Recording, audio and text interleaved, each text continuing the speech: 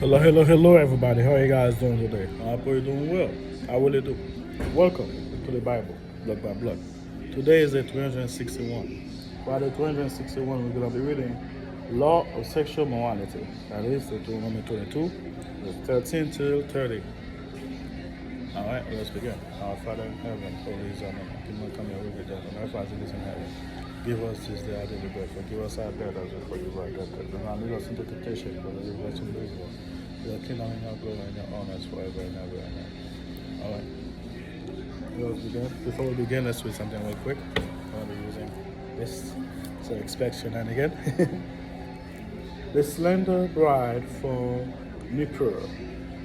Israel society has a law governing how a husband could treat a new wife. The law of Deuteronomy 22 prohibits a man from obtaining a divorce merely by questioning her virginity and slandering her name. A woman so accused was permitted to produce evidence of her fidelity. Should, should she be vindicated, the husband was fined 100 shekels of silver and forbidden to divorce her for the rest of his life. Yeah. A lot of people wonder, they'll be like, why this is not fair? You think it's not fair because we live in this world today. Back then, it actually was very, very, very fair. Because back then, a woman didn't have a way to take care of themselves.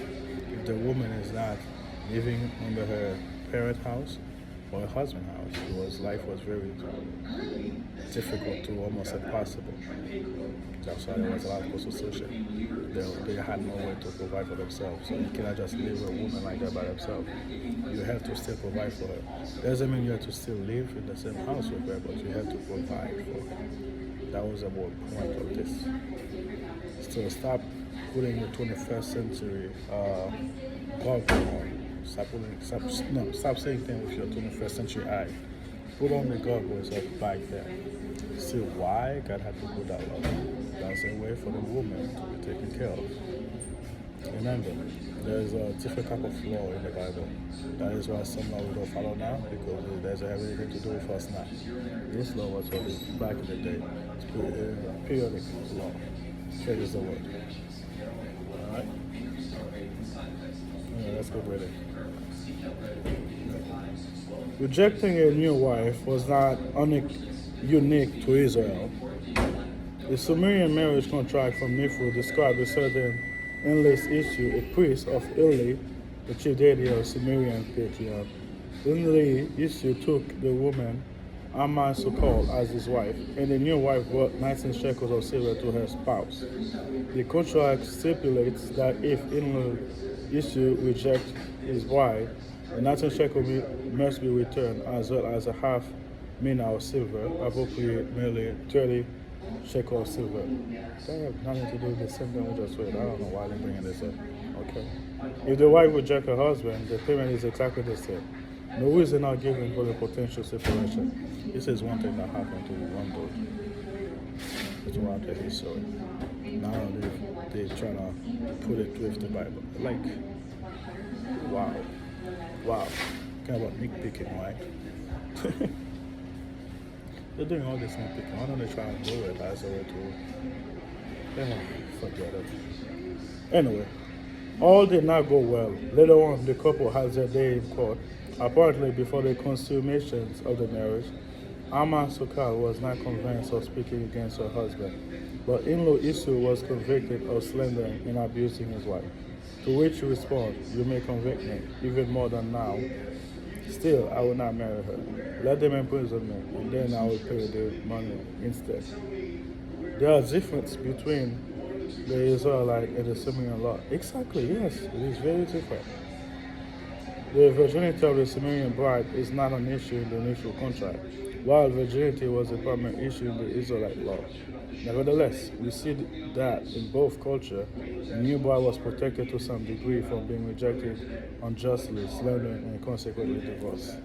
That's not what we see. Okay.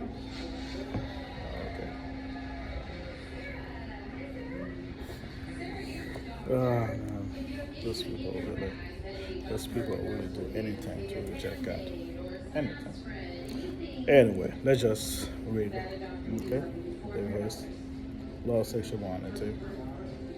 If a man take a wife and goes to her and detests her and charge her with shameful conduct and bring a bad name on her and say, I took this woman and when I came to her, I found she was not a virgin. Then the father and the mother of the young woman shall take a bride out of the evidence, of the evidence of the young woman's virginity to the elder of the city of the gate. And the young woman's father shall say to the elder, I gave my daughter to this man as a wife, and he detests her. Now has charged her with shameful conduct, saying, I found your daughter was not a virgin, and yet these are the evidence of my daughter's virginity. And they shall spread the cloth before the elders of the city. And the elder of that city shall take that man and punish him. And they shall fine him on 100 shekels silver, and give him to the father of the young woman, because he has brought a bad name on the virgin Israel. And she shall be his wife. He cannot divorce her all his days. See? He has been proof. You see the shit of the bed where they use, where they were laying at. And then she cannot be living at the father's house. Not at his house. But he cannot divorce her. She's still living at the father's house, but he cannot divorce her, which means he has to take care of her like he's supposed to. Money, whatever they have to do as a duty of her husband. To take care of her, to make sure she's okay.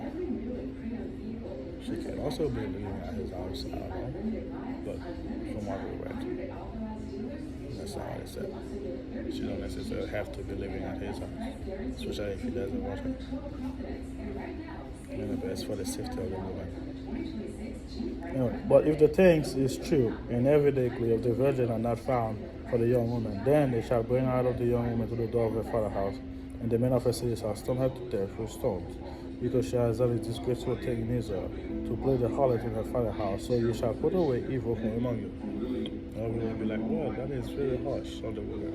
Okay, so again, maybe because I'm Haitian, I don't know. But this is a really big deal. This is a really big deal. For her to remain a virgin. Yes, sir. He'll be going with you. It's like 8. Oh.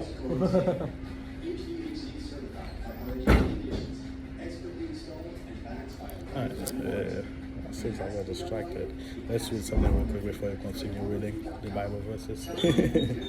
Marriage is a community choice. Alright. Ever since the time of Cain, husband communities and the rule of the law have aimed at keeping the family diligent rather than distinguishing a goal that lies behind Mosaic law concerning marriage purity. After a wedding celebration that lasted 8 days, a groom and a bride retreated to their home to consummate their marriage. If the husband then alleged that his wife was not a virgin, whether as a legitimate complaint or as an excuse to annul the marriage, he could not simply divorce her, abandon her, or take revenge on his in-law. He had to take his case before the elders, who placed the woman parent, not the woman on trial. The elder will consider evidence of the bride's sexual activity prior to marriage and when they are ruling. This guaranteed due process for women set ancient Israel apart from the Middle East culture, like I was saying. Marriage was more than a private covenant between two adults. It was a legal community public honored by the community because the nation had a vested interest in healthy marriage and family. The law commanded that women's right to be upheld by society, its leader and its legal system. Yes, it's very, I don't know if it's still right now, but it's very big inherited. You need to have purity. And then a woman that's married, every man knows to stay away from her, do not touch her. Because if you do, you can get killed. Especially if she is not into it. If she is, well, that's another story. But yeah, it's to keep the bloodline, it's to keep the family pure, it's to make sure nobody questioning me like if I'm my kid or, you know. Anyway, more guarantee the institution of family state. A church to reinforce each other. Okay, think about it. What is your personal role in helping couples decide who and when our marriage, prepare couples for marriage, nurturing the marriage in your community, and how will you look in concept with your community in each of these areas? Again, here in the United States, marriage is not a big deal. People get divorced all the time. Fake more than 50%. But in here, you marry somebody, you marry them for life. Same way was back in Israel time. You marry somebody, you marry them for life. There is no such thing. There is no such thing as divorce. Anyway, let's keep reading the rest of the verses. If a man is found lying with a woman, his neighbor, and kill him, even so is his mother. For if that's one. I jumped to my ass. If a man is found lying with a woman married to a husband, then both of them shall die. There we go. The man that lay with the woman and the woman, so you shall put away the evil from his wife. Again, so it is inherited. If a young woman who is a virgin is betrothed to a husband, and a man found her in a city and lie with her, then shall bring them both out of the gate of that city, and you shall stone them to death with stone. The young woman because she did not cry out in the city, and the man because he humbled his neighbor's wife. So you shall put away the evil from among you. Basically, if she wasn't a grape, because she didn't cry, that's just what she wanted. She didn't fight for it. If she wasn't a grape, she just wanted it, so she just hollered herself out. Yeah, she could kill him and him. But if a man find a betrothed young woman in the countryside and the man has a lie with her, then only the man is exactly. See, quick right there. If a man find a betrothed young woman in the countryside and the man force her to lie with her, only the man who lay with her shall die. But you shall do nothing to the young woman. There is in the young woman no sin deserving of death. For just as when the man lies against his neighbor and kill him, even so is his mother. For he found her in the countryside and on the betrothed young woman cry out that there was no one to save her. If a man find a young woman who is a virgin, who is not betrothed, and he serves her and lies with her, and they are found, then anyway, the word here is not seized, is entice. In the Greek word is entice. And he enticed her, got her to do with it. That's a one translation, but anyway, found her. Then the man who lay with her shall give the young woman father 50 shekels of silver, and shall be his wife because he humbled her, and shall not be permitted to divorce her all his days. A man shall not take his father's wife, nor uncover his father's bed. Basically, if you entice a woman and you end up sleeping with her, you're gonna marry that girl. Marry that girl. Marry her anyway. Anyway. Let's read one more thing and then we close. Answer cry for help. Popular opinions today tend to assume the city offers a lower quality of life than the suburbs, small town, or rural area. But the Bible spurns the idea that life always better away from a city life. In fact, Scripture seems to hold city dwellers to a remarkably high standard of morality and justice. Old Testament law held that in the country, if a man and a woman betrothed to another were found having a premarital sex, possible as a result of rape, the man should be put to death. But the same situation occurred in the city. The woman was seen as showing his guilt and therefore deserved the same punishment. Yeah, he did. Because she didn't cry out. Like I was saying, she wasn't frightened. She just wanted it. In a sense, please don't get me the one way. The law held a rape was possible in a country where a woman might cry for help but go unheard. Wherefore, the city of a woman neighbor would hear her cry and come to her rescue. It was so unacceptable for city inhabitants not to defend their neighbor that the possible simply did not factor into the statutes.